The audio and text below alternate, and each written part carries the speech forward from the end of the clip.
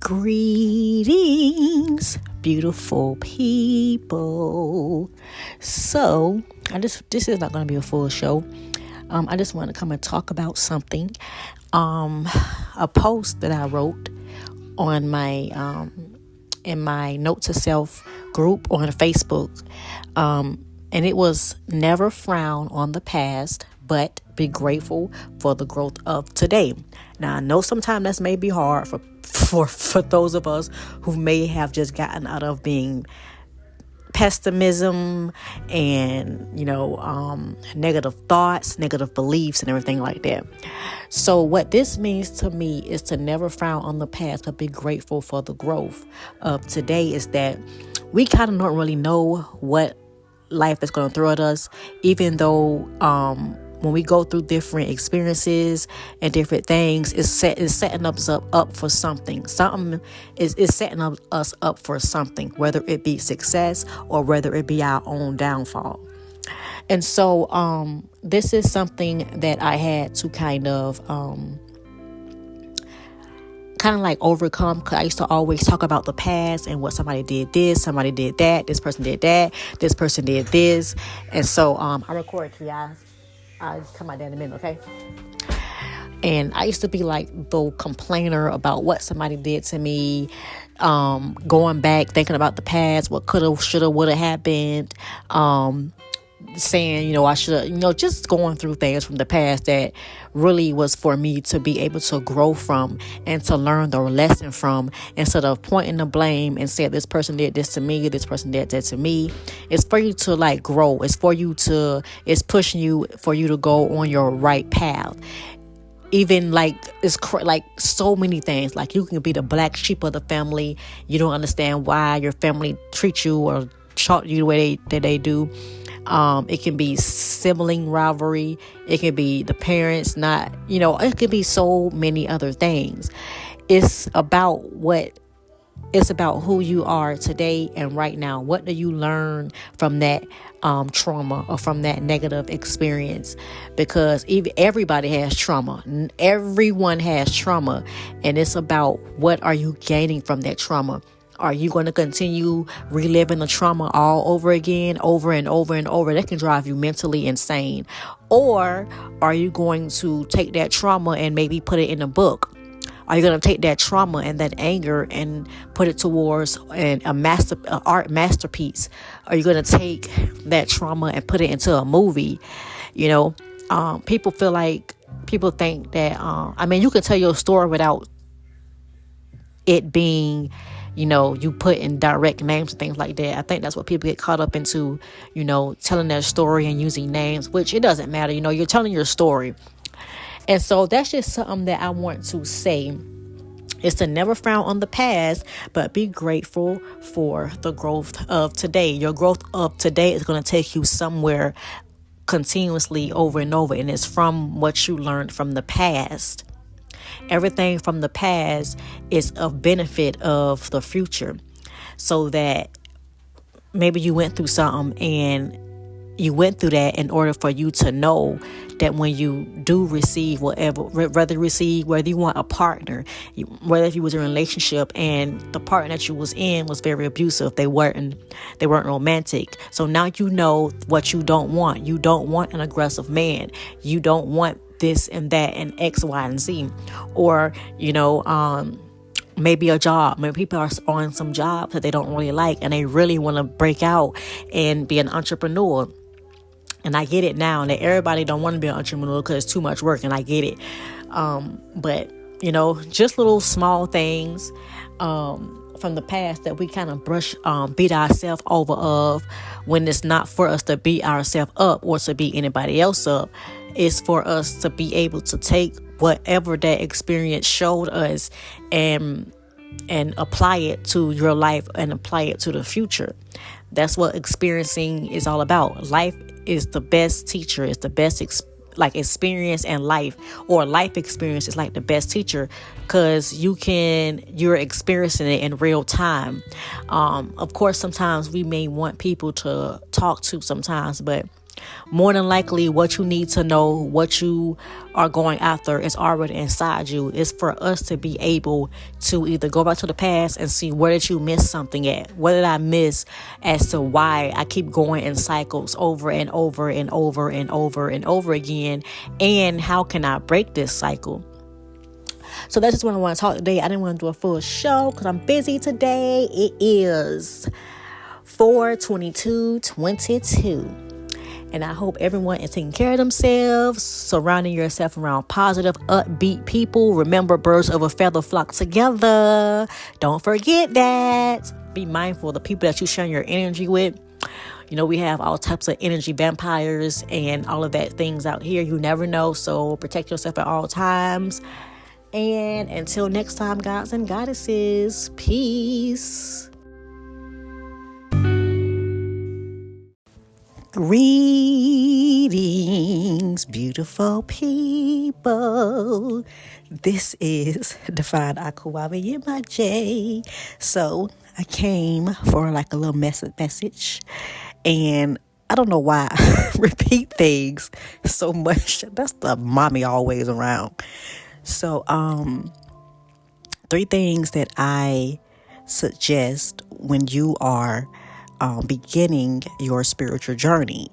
So the 3 things that I suggest to start at when beginning your spiritual journey is, first, solitude. Solitude is you being able to be by yourself. You know, you can't really learn yourself or listen to your own thoughts when you're always around people. Now, we understand that people have to go to work, you know, in order so they can, you know, get their bill paid or whatever. But there's always a time for partying, and it's just like there's always a time for partying, there's also always a time for solitude too. We get racked up and always around people that, whether we know it or not, we get not attached, but we kind of bond with people when we get energetically, when we get around people, whether they're on a low vibration or a high vibration. So when you get in solitude and you get by yourself, you learn your own energy. You learn what you like, what you don't like. You learn about what it is you're going to accept and what you're not going to accept. When you're in solitude, you are able to establish boundaries, because, you know, we've all been there to where we've been around a friend group and we don't want to say anything because, oh my God, this is my friend, I can't say anything. But, you know, a good friend will tell their friend the truth, okay? So let's be mindful of that. Another thing that I thought I had it in my notes. I have so many things that I put my notes in. But like I was saying, the other third thing is an ancestor altar. This is where I feel like everyone should start up. If you are going to work with spirits or deities, I feel like you should start with your ancestor too. And I feel like an ancestor altar is beneficial for you beginning your spiritual journey. It's where you can sit down and have your prayers. It's where, because they have an altar in church. That's where the preacher stands at. He stands at the altar in the church. So I know that some people look at altars as it being, you know, I really don't know what people look at it. But, you know, you have the naysayers. So, you know, if people want to know about altars, there are altars in churches, okay? What the preacher stands at is an altar. And so an altar is for your ancestors. It's like for you to put pictures of your ancestors that have passed on. It's for you to be able to charge crystals, for you to be able to do your ritual work of healing. I'm not talking about trying to hurt anyone, but I do believe in defense and protection. So that's another thing that your ancestors are there for. They are your first line of defense.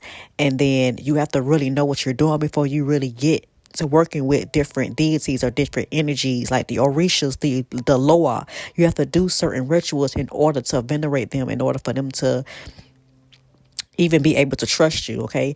A lot of deities and spirits do not trust humans. They don't, just because. We all know. So the third thing that that I would suggest while you are beginning your spiritual journey is shadow work. I know shadow work is something that people look down upon, but back to what I was saying about the ancestors right quick. So I believe that the ancestors live within us. I believe that when we all passed away, we live within our descendants. So that's another reason why it's very important for you to begin to work with your ancestors, because ultimately working with your ancestors is ultimately working with yourself. So back to the shadow work. So shadow work it's been thrown around a lot, and you hear a lot of people starting to, dive deep into their shadow work. And shadow work is pretty much accepting everything about you, accepting your flaws, accepting that part of yourself that you try to hide, accepting all of the bullshit that you have put out, accepting situations for how they is, being able to be emotionally mature, being able to be mentally mature. Like, it's the first step in you getting all of that gunk and all of that hatred, all of that jealousy, all of that envy, just fixing these different traits that we have that are hidden, that lurk in the shadows, that keeps us from getting to where we need to be at in life.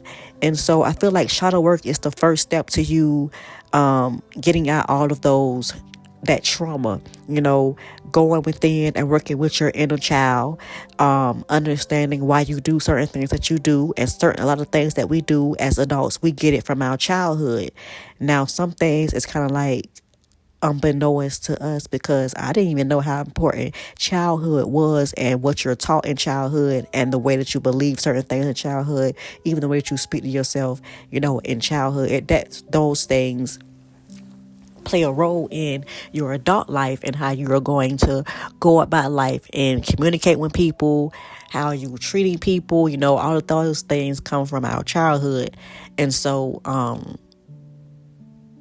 that's another place. Those are three places that I feel like you should begin at or I recommend that you begin at when starting your spiritual journey. It's different from everybody.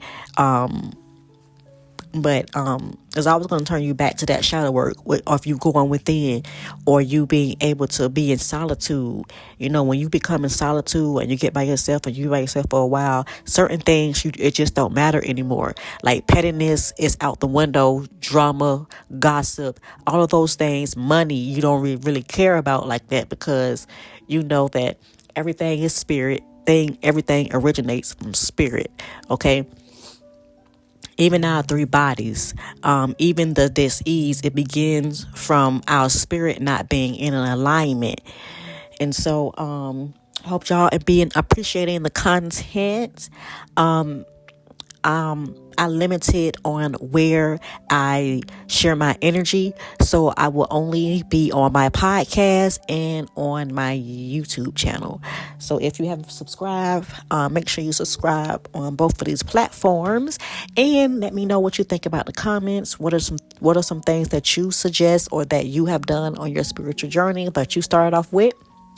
I hope that everyone is taking care of yourselves as usual. And until next time, gods and goddesses, peace.